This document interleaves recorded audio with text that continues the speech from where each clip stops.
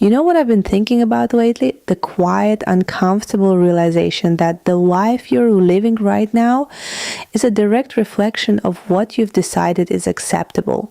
Not what you say you want, not what you daydream about when you're in the shower or driving alone. I mean, what you actually tolerate on a random Tuesday afternoon when no one's watching. And I know that stinks a little. Good. Stay with me. Because there was a version of me, oh, she was adorable, who had the highest expectations in her imagination and the lowest standards in her reality.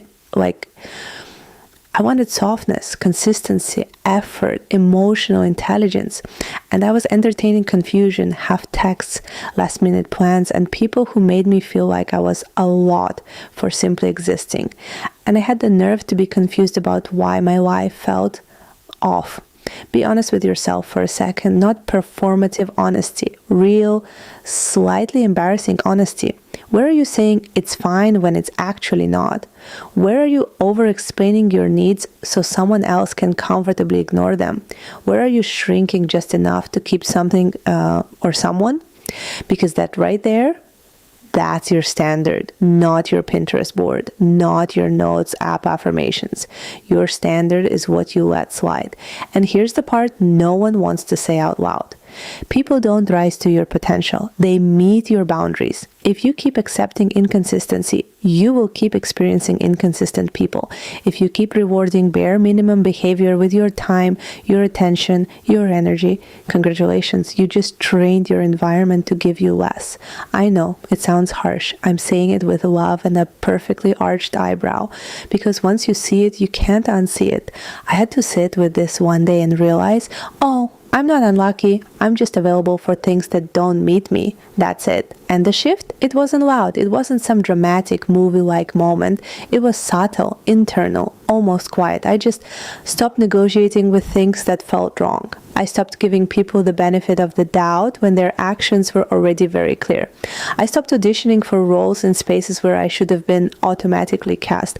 And the most interesting part, nothing magical happened overnight. The world didn't suddenly roll out a red carpet. There was a gap. A very real, very uncomfortable gap where I had higher standards and fewer options. And that's where most people fall. They go, this is lonely, maybe I was asking for too much. No, you weren't. You're just not used to the silence that comes with self-respect yet. There is a period where your life gets quieter before it gets better. Fewer people, fewer distractions, way less chaos, but also way more peace, way more clarity. And eventually, way higher quality everything. Because standards are not just about other people. They're about you. How you speak to yourself when you mess up, what you allow your days to look like, the way you care for your body, your space, your mind. You cannot expect excellence in your life if you're practicing tolerance in your habits.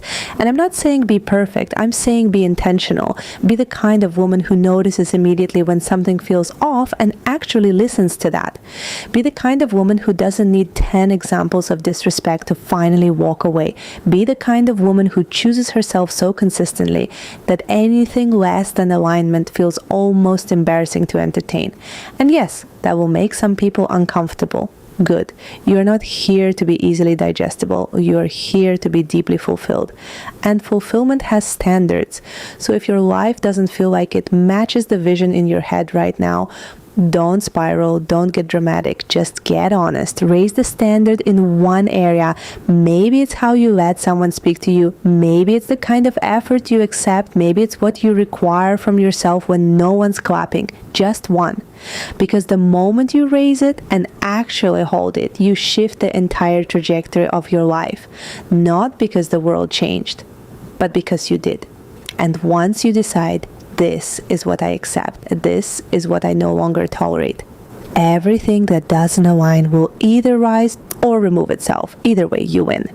And I don't know about you, but I'm only interested in a life that reflects how deeply I respect myself. Anything less, I genuinely can't relate anymore. Love you no matter what.